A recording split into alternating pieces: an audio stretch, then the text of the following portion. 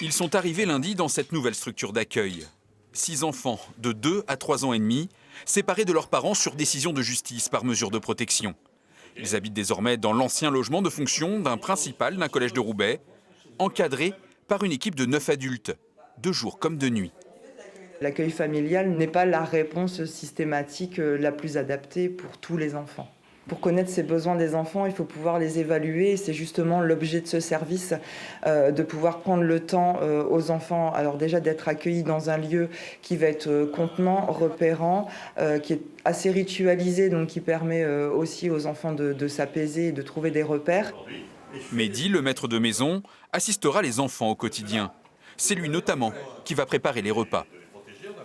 Je suis super satisfait. On a quasiment que du neuf, donc c'est parfait. Forcément, plus on a de moyens et mieux on peut faire, je pense. Ça aide à la fois les enfants, parce que c'est quand même les prioritaires. Et ensuite, nous, travailler dans des bonnes conditions, c'est c'est le top. La structure, baptisée Dodo, est dédiée aux enfants de moins de 6 ans. C'est la 3e à voir le jour dans le Nord, la première aménagée dans un logement de fonction d'un collège.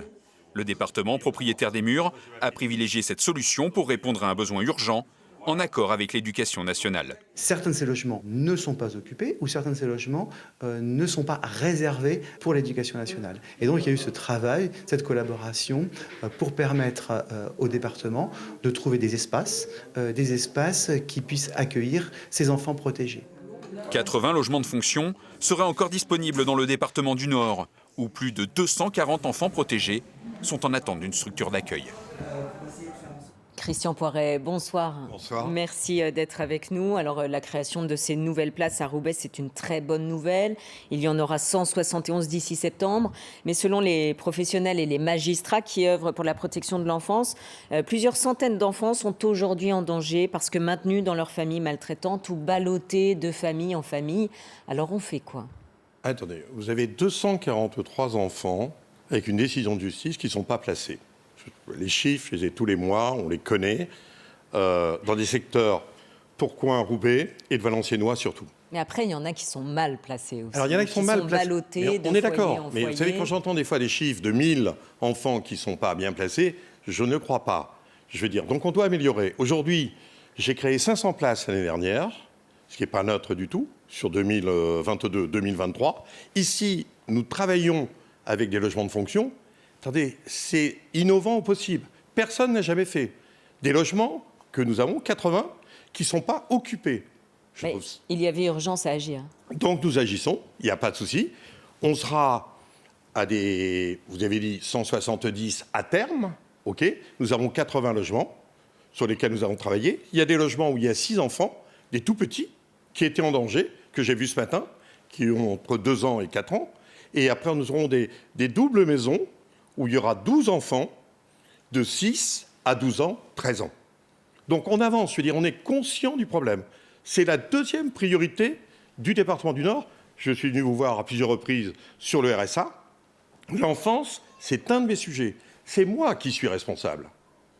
C'est le président du département.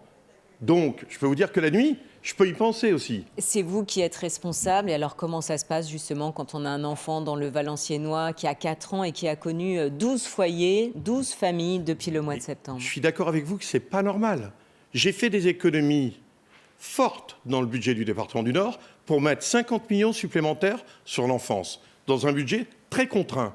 On me le reproche un peu, mais c'est ma décision et je l'assume complètement. Donc demain, je ne veux plus ces cas-là. Voilà plusieurs semaines que les professionnels du secteur manifestent. Nous avons donné la parole à Olivier Treneul du syndicat Sud et il a une question à vous poser. Avec plaisir. Vous annoncez la création de nouvelles places en foyer et en établissement pour accueillir les enfants. C'est une très très bonne chose, il était temps. Malheureusement, le nombre de places annoncées ne répondra pas aux besoins puisqu'on a une augmentation du nombre d'enfants à protéger d'une part et il y a eu des suppressions de places il y a quelques années. Néanmoins, c'est une bonne chose. La question qui se pose là maintenant aujourd'hui, c'est que vous êtes face à des professionnels de terrain qui vous font remonter leurs besoins. Et quand est-ce que vous allez enfin accepter de les recevoir et de mettre en place des négociations pour trouver des solutions qui permettraient juste aux collègues de faire normalement leur boulot ?